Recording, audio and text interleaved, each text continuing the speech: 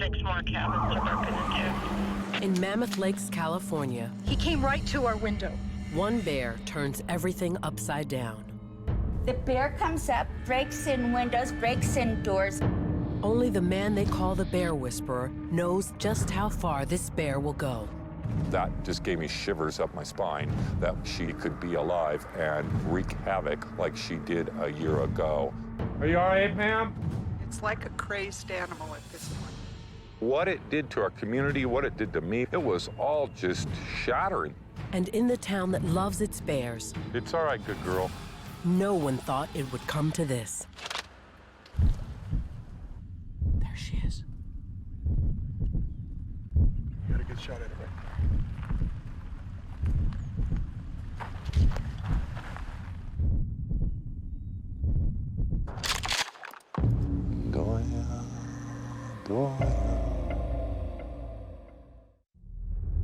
Mammoth Lakes, a mountain resort town located in the middle of some of California's last true wilderness.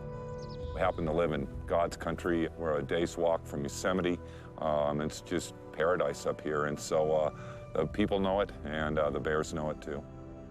The Mammoth Lakes area is very popular with black bears, and the residents down there have really taken to these bears. They feel that those are their bears, and rightfully so. I mean, they learn to live with these bears, and they become residents of the community just as, you know, the humans that live in the area are. As the town's wildlife patrol officer, it's Steve Searles' job to teach bears to be respectful of people and their houses. A bear that encroaches on either can end up being killed by authorities. No. Move away. He relates to bears and is able to convince them not to get into people's territory in a dangerous way. He teaches them how to live with people, and he's been teaching people how to live with bears. From the minute the bears emerge from winter hibernation, Steve is on patrol. They've lost approximately 50 to 60% of their body weight surviving through the winter. So when they wake up in the spring, they're motivated entirely by food. They will wake up in the morning and they spend their entire day searching out food sources. The cycle of life that we see in Mammoth, the sows and cubs, the lessers, come in the very first in the spring for the food sources that are available in town. They're welcome in Mammoth, as long as they don't forget their bears. We're about 200 yards from my house. It's one of my favorite places in town. And the bears come here and hang out. They have everything they need: safety, food, water, and habitat. Natural food is good. Human food is bad. It's especially important to keep mothers, called sows, away from people food. Get out of there! Hey, get out of there! You naughty bear! None of that! Sows teach their cubs how to eat and how to forage in a very peculiar way. The sow will eat an item, and then at the same time, the cub is watching what the sow is eating. The cub will come over to the sow and will sniff her breath. And since they have such an immense sense of smell, that registers in their brain in memory banks that whatever mom just ate must be good food. And they'll recall on that memory at a later date and time to identify whether something's food or not. If a cub's memory banks register people food as good, it won't know how to find natural food and won't know how to teach its own cubs down the line. The longer we work with them and keep them alive, the smarter they get and the more learned they are about the ways of man. Stay out of traffic, stay out of cabins, stay out of garages, stay out of cars. But each year, there are some bears who just don't get it. Every morning, Steve checks on the bears in town to make sure they're okay.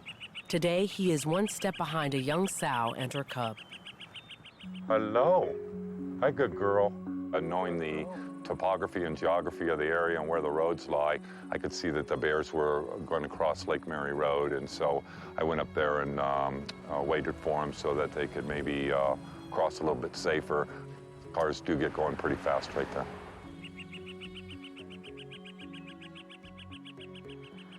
Here we go, here we go. As far as doing traffic control for my bears, it happens, you know, on a regular basis. I wish I could be there every time a bear crosses the road. She's right here, right on top. 99% of the time they cross safely. The other times, it's most often fatal. It's all right. It's all right. There you go. Go get your baby.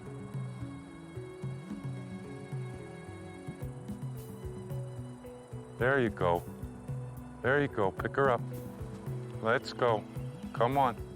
But the sow doesn't bring the cub back with her. Something's caught her attention. Where are you going? She was absolutely going somewhere. She wasn't fooling around. You could really see she had her nose up in the air and was, you know, on a mission. 20 minutes later, All right, so you're in 9, the bears are at 5. I'll be en route right now. Thank you very much for calling. Steve finds out exactly where the two were headed. Mono 1, Wildlife 1. Wildlife 1, Mono 1. Can you show me code 4, 10-6, Lower Falls Tract? Code 4, 10-6, Lower Falls Tract. The sow and cub were just trying to break into a cabin, and so we're going to respond up here and see if it's so that she's trying to bust in would be a bad thing. Hi. Good, how are you, sir? And you saw the bears? Oh yeah, it was a mama and a very young cub. These old cabins up here, you know, close to 100 years old, they were built as fishing homes.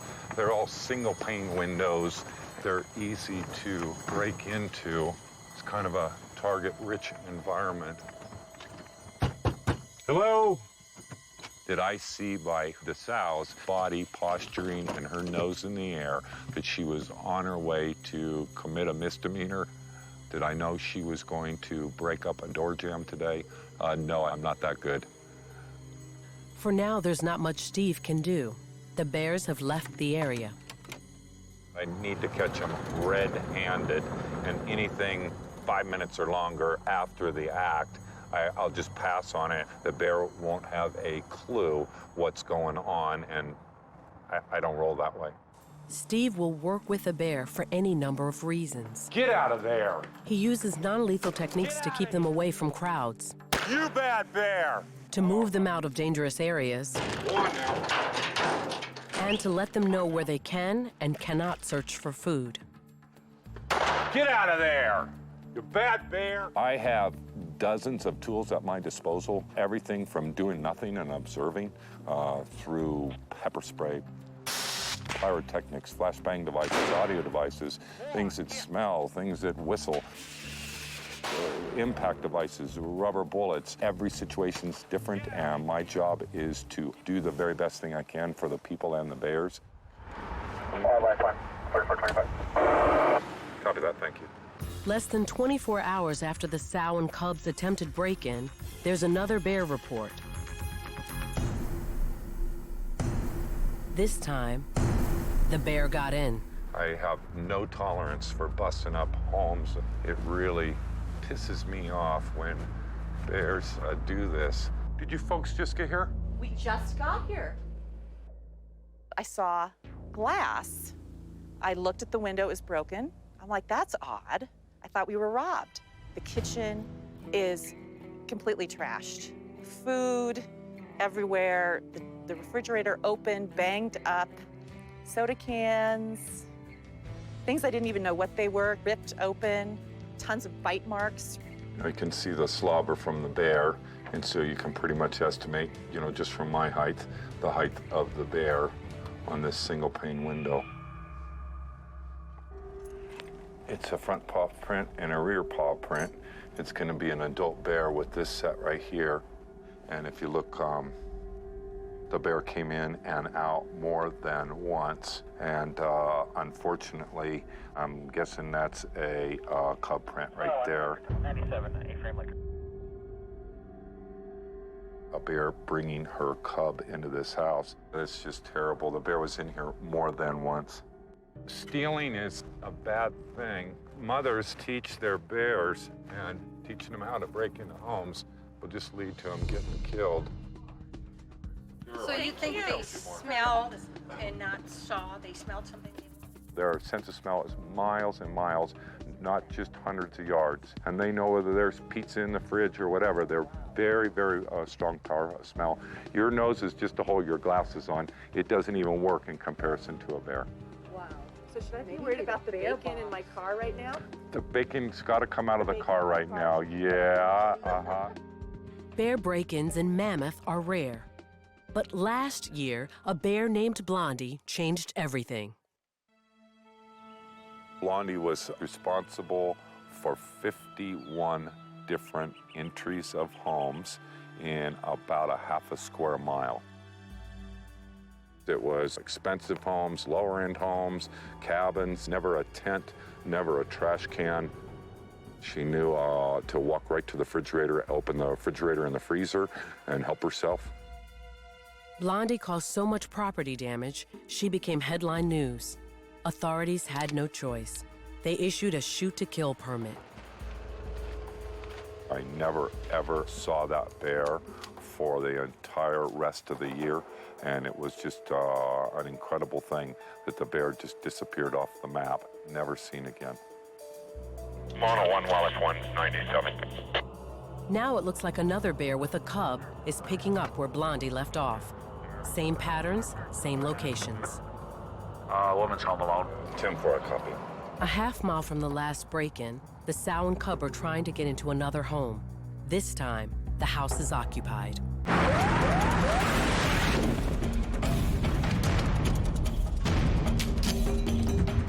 Hello? Are you all right, ma'am? Where are they at? There's nothing out here? No, ma'am. Are you okay? Yeah, I'm okay. All right. You can get through a window out there. All right. Bears should not be pulling on anybody's window, especially an occupied home. I take it very seriously, to get a bear shot. I wish I got here sooner, and I would have dealt with it right then, and we're just a few minutes behind the call.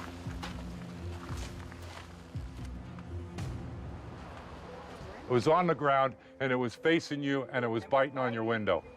And the baby was right in between all those little trees there. All right, thank you very, very much. Mono 1, Wildlife 1. I'm gonna be 98 from the call, report taken. The bears are UTL, but I'll be patrolling the area for the next hour or so. Within a half hour, Steve gets the tip he's been hoping for. We had a call from one of my neighbors out here and let us know that the sow and cub was lurking around again. And if I can catch her red-handed, it'd be just great. Straight up this way? Yeah, right up the hill. I think we're hot on her trail, and again, no offense to her, but she has been acting up a little bit, and done correctly, aversive conditioning can change her habits for life. Copy, so... There you go. Pardon.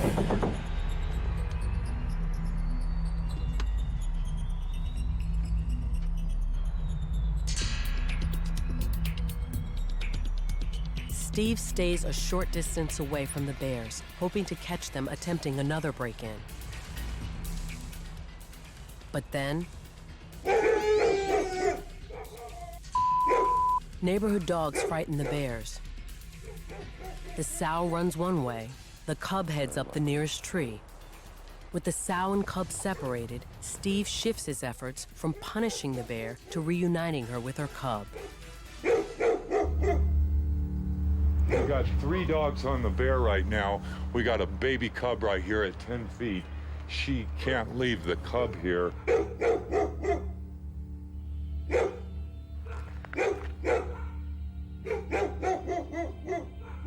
You guys could keep your dogs with you? Yeah. Totally. Bubby's just right behind us, a little Okay. 8-pounder. Yeah. We have to hook them back up.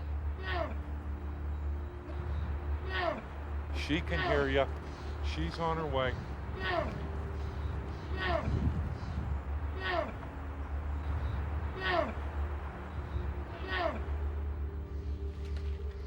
Here she comes. All right, all right. Hurry up. It's all right. Come get that cub.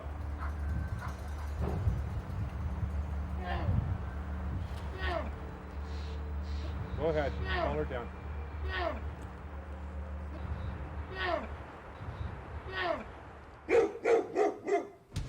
You're all right. Go home. Go on now. Go home. Go home. Go home. Let's go. Good dogs. Go home. Go on. Go on. Get. We almost had it down and reunite these guys. Those dogs just got loose again, which kind of irks me. But good dogs just, you know, charging after the bear, and that's what dogs do.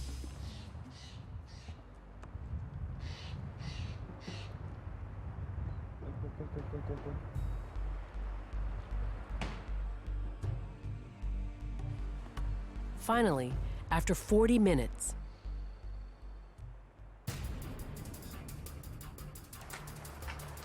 Here she comes. Move the sows down.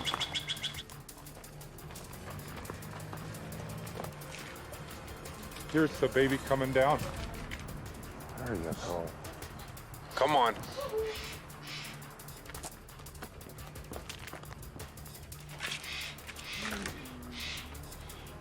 You're all right.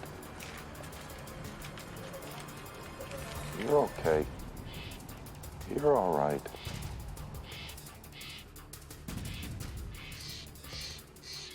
the sow and cub reach the ground, but there's still a lesson to be learned. She was walking away at a slow speed instead of running away. Bears need to learn to be afraid of people. That's my job sometimes, is to professionally be mean to bears. Get out of here! Go on, get! Steve shoots at the sow, not the cub. Go on! Get out of here! Go on! I lit her up and gave her a rubber ball on the ass. 101, Wildlife 1. I just fired 2 deterrent rounds on this sow out on Woodman Street. We're code 4. Just FYI, if you get somebody calling in. They are non-lethal rubber rounds, light fields, and they work just great. It's a soft rubber, and just reach out and tap her and let her know she's in the wrong place at the wrong time. Don't be walking around midday checking windows. We'll treat you like any other perpetrator in our town. Steve measures his success with the bears by their actions. 24 hours after shooting rubber bullets at the sow and cub, they're staying away from homes and eating their natural food in the forest. It looks like the aversive conditioning is working. Wow, I mean, this is what it's all about. When we get them to practice more of this behavior and less human action behavior, my job is, I'm the luckiest guy in the world. In the quiet of the forest, Steve gets his first close-up look at the sow. These young bears are difficult to identify sometimes with them shedding out and changing colors. This one's a two-tone bear, a little bit unusual. It's a 3.5-year-old female. She came out of hibernation with 2 cubs. One died right away early in the spring, and then she was left with 1 cub. She entered at least 3 different homes while she had her cub. One of the really odd things is that the homes are all being vandalized in the daytime. Steve begins to piece together everything he knows about this bear. It all seems eerily familiar. The size makes sense. Her age makes sense. Every single thing indicates that it's the bear who entered all the homes. Last year, Blondie, that she could be alive and wreak havoc, that just gave me shivers up my spine. Dark head, dark legs, blonde straps and back blonde highlights. That hasn't changed much other than the blonde continues to darken, but those same basic color patterns, same age, same sex, same homes that are being broken into, Blondie never went in a single home at night. She only went in homes in the daytime, which made it even more offensive. When Blondie first appeared, she was an orphan cub who had to learn how to survive on her own. The bear's been staying out of trouble, but did enter this home last week through an open window. That's just terrible for a bear to learn those lessons. This bear is going to grow up to be a big, huge bear. And if we don't train him correctly from the start, then we get what we deserve. I'm sorry, buddy. Feeling good, huh?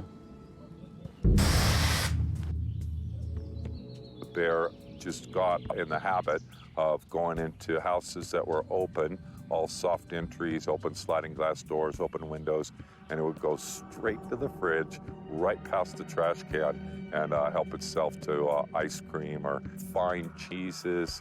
Guava was a favorite. People weren't afraid of it.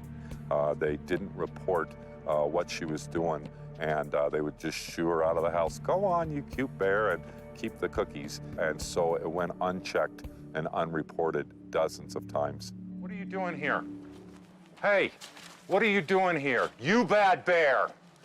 You bad bear. No more. It was just a really, really bad example of loving on bears too much. People just went out of their way to protect her. The bear came out of den last year and proceeded to enter homes. Again, they were all soft entries in a half a square mile. 51 times it entered homes.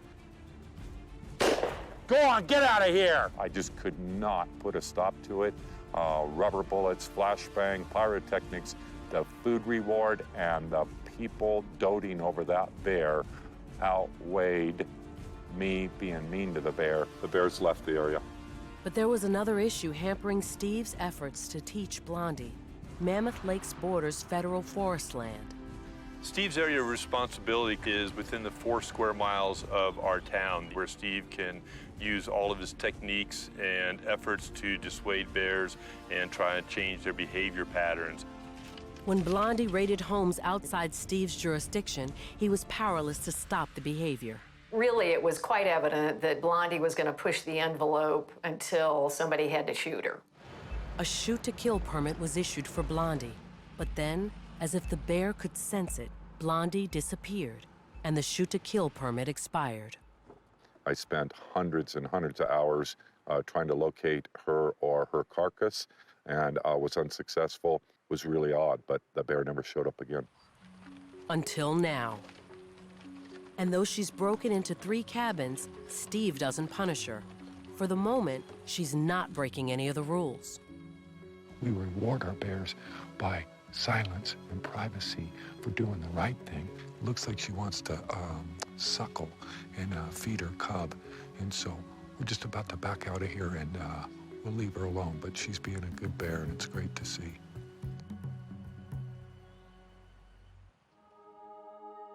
For 3 days, there are no reports of Blondie and her cub.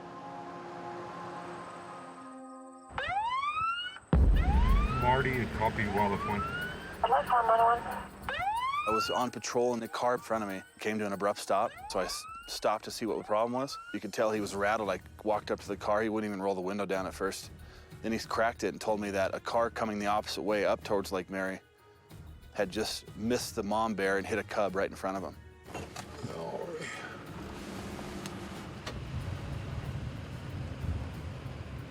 Marty, how long you been here? Just about 5 minutes. I just missed it. The little cub got rolled behind its mom. The mom is presumably on scene. It was dragging the bear off the road, and not good at all, but we'll see if we can help a little bit. I can hear the sow and hear the cub. She's absolutely on scene, Marty. You got lethal on you? Yes. Yeah. The bear was moving like 20 feet each way. You can hear it go down a little bit, come up the hill a little bit. You know, it was moving around like it was pacing back and forth, you know. Sounds like about where that pine is right That's what I'm thinking too, Marty. You're right on top of it. We got out spotlights and started looking right off the roadway for the bear. It was right within 5 feet of us. She's, yeah, down to my left now. Right here, Marty. Oh. That's your sow. All right, good girl. All right, she's got it. Hello, good bear. The cub, she's looking to her right. The cub's to her right. Hello, good girl. Oh. Is she coming towards us or is she going down? No, she's probably trying to revive them. Okay, okay. This is a really steep slope right here. Watch yourself now. Watch yourself.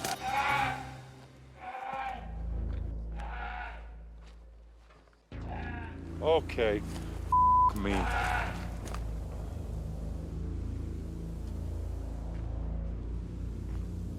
Where we can't work through this brush, that bear can come through here faster than the fastest human on Earth. You need to be careful when you're dealing with an injured bear. The cub is, you know, is all right.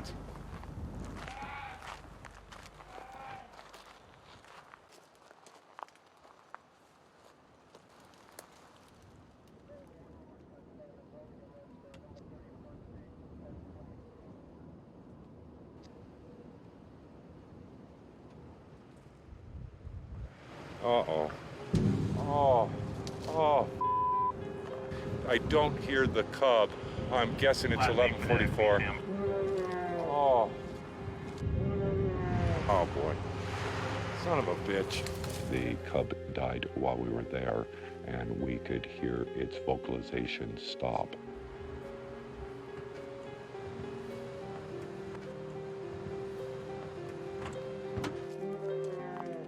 She's mooing over a dead cub, not a live one.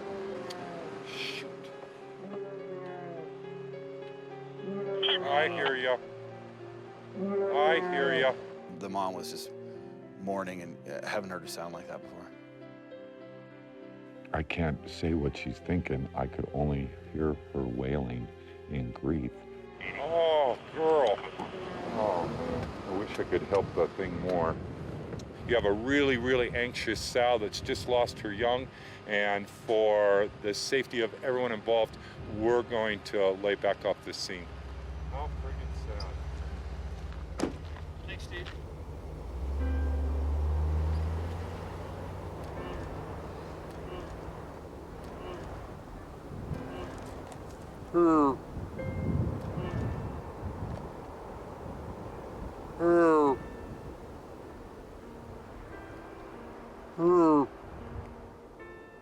I share in her grief.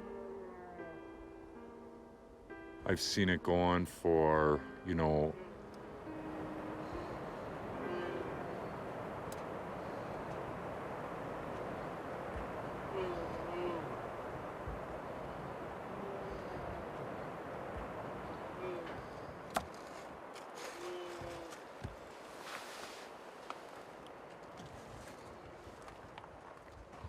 we're done filming, guys.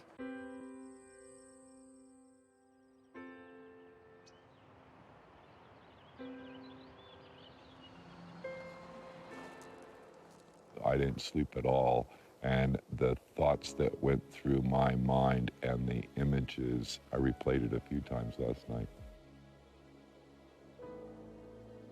I have personal experience of people losing their children. It will ruin the rest of your life. All of this has been trampled down, and obviously the bear went through here. 51% of all black bears die before they're 18 months old. It is something that bears have to deal with all the time. I don't see any blood or hair or the body of the young bear, and kind of happy for that. She must have dealt with it in her own way, and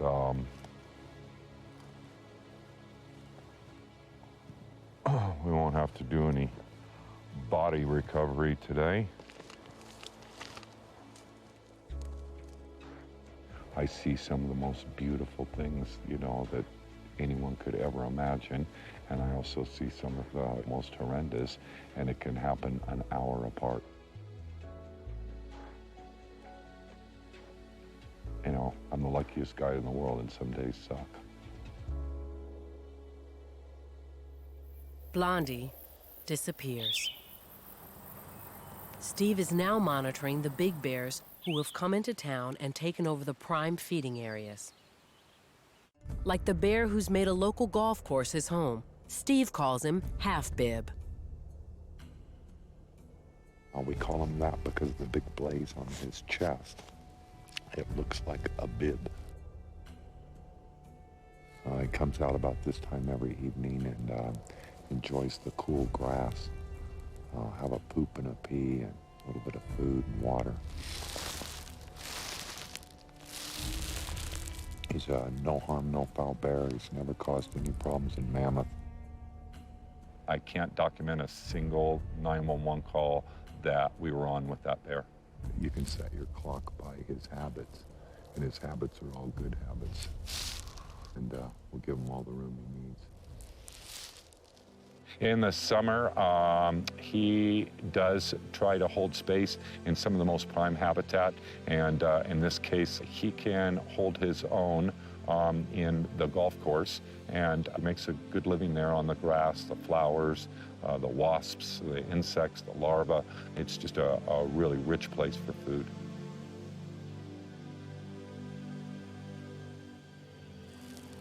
He's not so nervous around people, but other bears, and so his nose is constantly working, making sure that there's not other male dominant bears in the area. Tonight there's not, and so he's got the place to himself.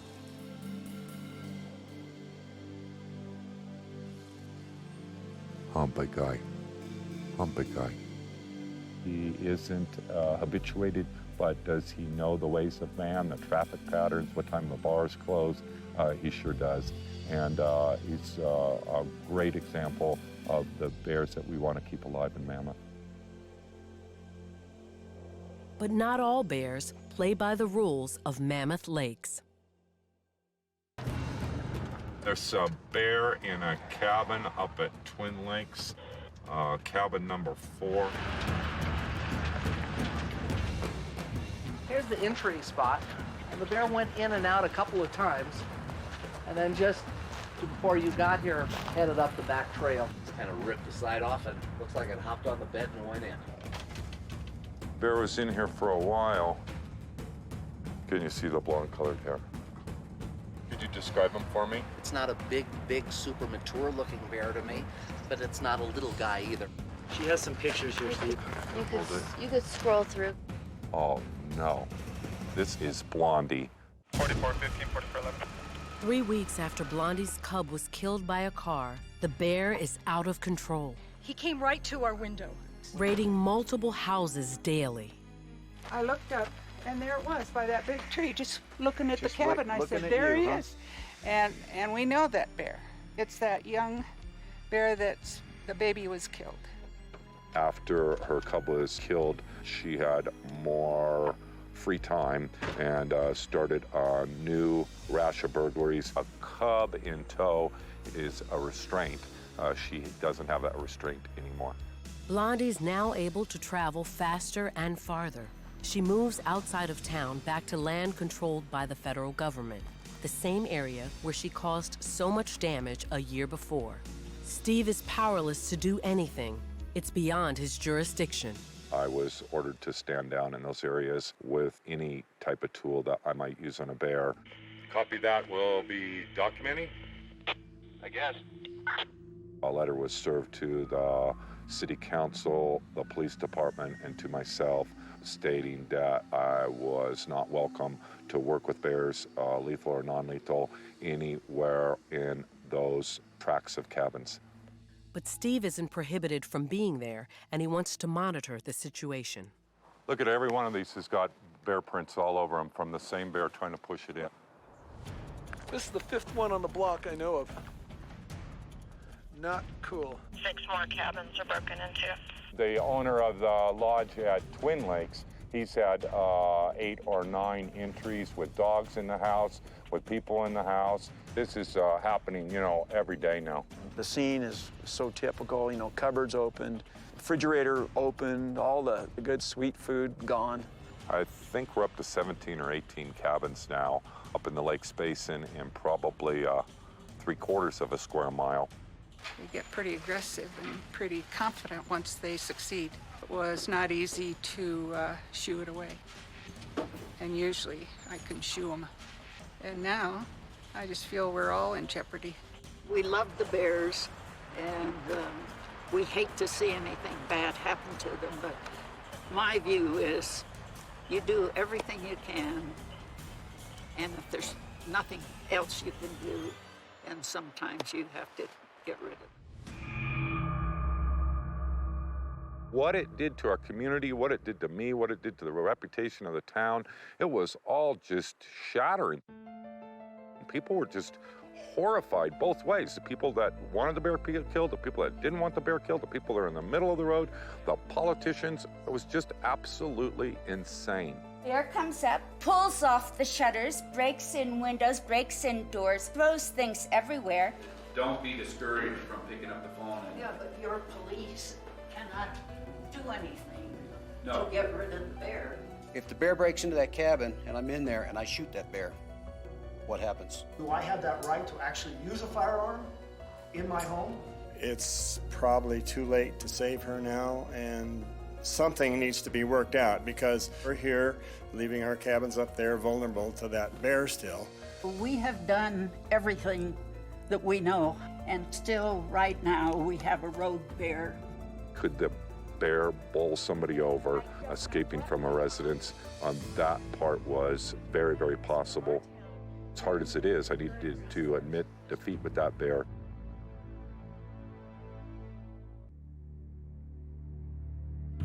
To destroy a bear, law enforcement needs what's called a depredation permit. We had a summer home owner get a depredation permit from the California Department of Fish and Game, which is a process that allows a homeowner to either remove themselves or contract with someone to remove a nuisance animal. She usually went in places that weren't occupied and that were shuttered up, and she would just tear the shutters off, push in the windows, and that's what made her such a dangerous bear, because there was no protection. I mean, if your shuttered cabin doesn't protect you from a bear, then you have no defense. Steve wants to be the one to take the shot. I have gone public asking permission to take the life of this young bear. I have a huge connection with this particular bear. I've spent countless hours dealing with this. If you're not prepared to remove a certain bear out of the population, then you shouldn't be in this line of work. But the permit is for property outside of Mammoth city limits. That bear is in a jurisdictional mess and is on the other side of an imaginary line that the Forest Service owns that property, and it's not within the 4 square miles of town proper, then I'm not allowed to do my work. And boy, am I pissed off. By law, the destruction of the bear falls to federal government trappers who will capture and euthanize her. Relocation is against California Fish and Game policy. We have multiple tools at our disposal that we can use in order to capture a wild bear. We have culvert traps or large cage traps that will put some type of a bait inside, usually a food source that bears are accustomed to. When the bear crawls into the culvert and grabs that bait, it releases the doors and they slam shut, and then they lock, and then that bear is trapped inside the culvert trap. And, you know, typically they're euthanized with a firearm. Bears being shot in the head in live traps bothers me, and especially when it could be prevented. Whatever happens, we should be responsible for ourselves and for our bears. That's why it says don't feed our bears instead of don't feed the bears, because they're not somebody else's bears. They're our bears, and you ought to be responsible for them, good or bad. That night, the traps are set. Blondie never shows. A bear is not a nocturnal bear. It only does daytime burglaries. As every day passes, destroying her becomes a hotter issue for the community that loves its bears. It's not black and white. There is no books written about this or laws written about this. It's to good judgment. We're all here to serve the public. And what would the public want? What would mom and dad and the normal, everyday people that aren't on scene, what would they be saying to do? Shoot. Shoot. Steve can't do anything to save Blondie. The most he can do is help find her and make sure authorities get the right bear.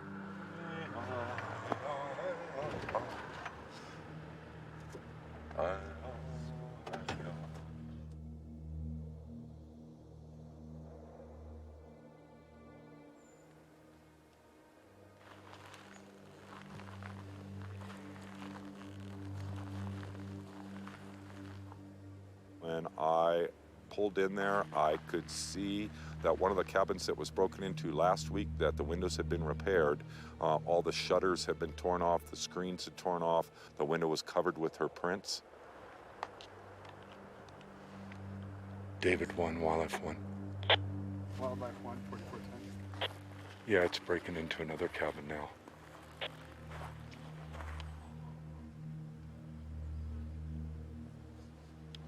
I'm just going to confirm with you. We got the go-ahead. We're good to go. Okay. Yes. Okay. We have the piece of paper. The folks who own the summer homes up here, their personal safety is my responsibility. I have to do the right thing by them.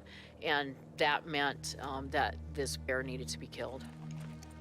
Blondie has become a public safety hazard. The bear continues her rampage.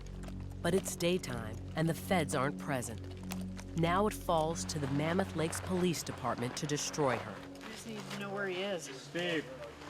Behind the Olson cabin. We're probably 300 yards up from where my truck is. The more of us that are moving through here, the more noise we're going to make. So we need everybody just kind of slow down and be conscious of that.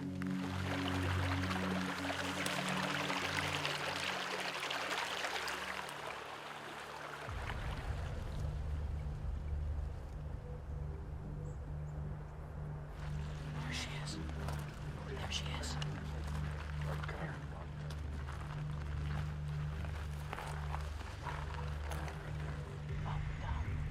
You got a good shot at it, right?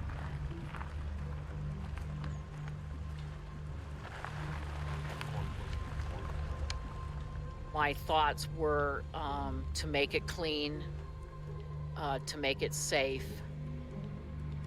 and to just get the problem solved. The bear was probably full from eating and was laying down at the base of a tree. I stayed eyes on the bear. They got locked and loaded.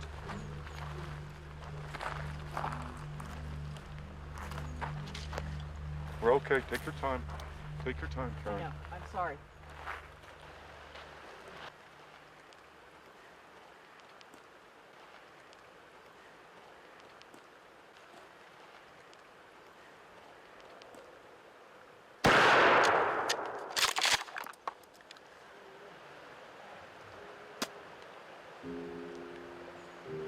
Second shot, yes? Yeah. Go.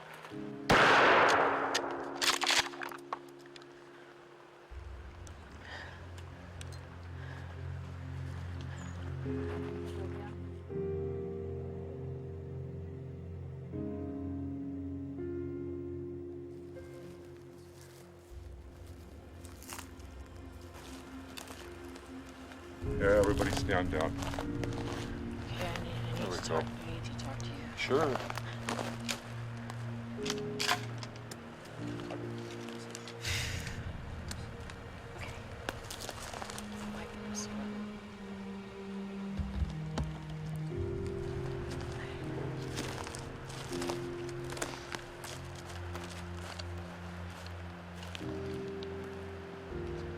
I was sorry that we'd gotten to the point with this animal.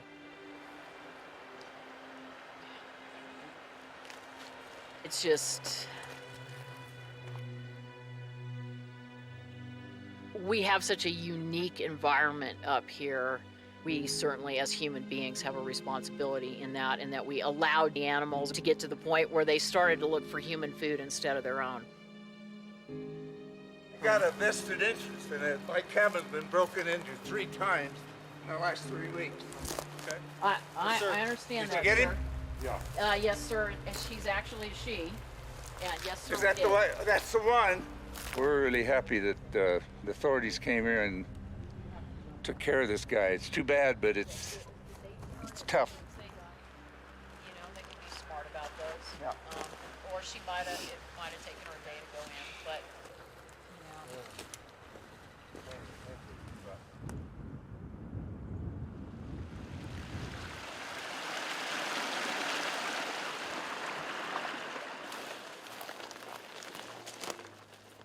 California Department of Fish and Game wildlife biologists will take the carcass. They're responsible for disposing of the body.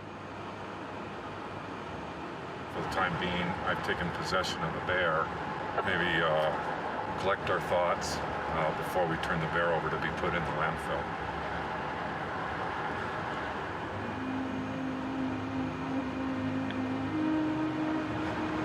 None of this had to happen this way. It's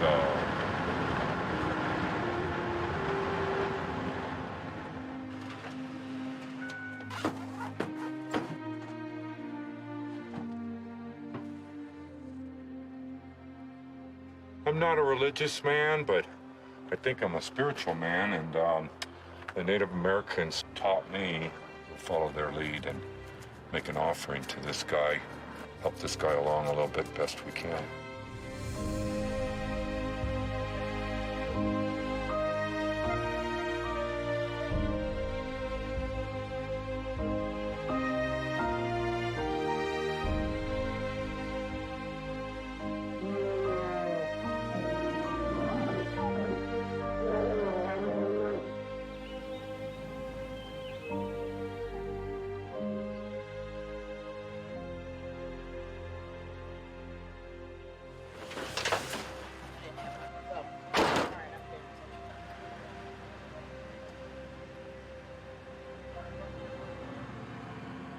Mono 1, Wildlife 1.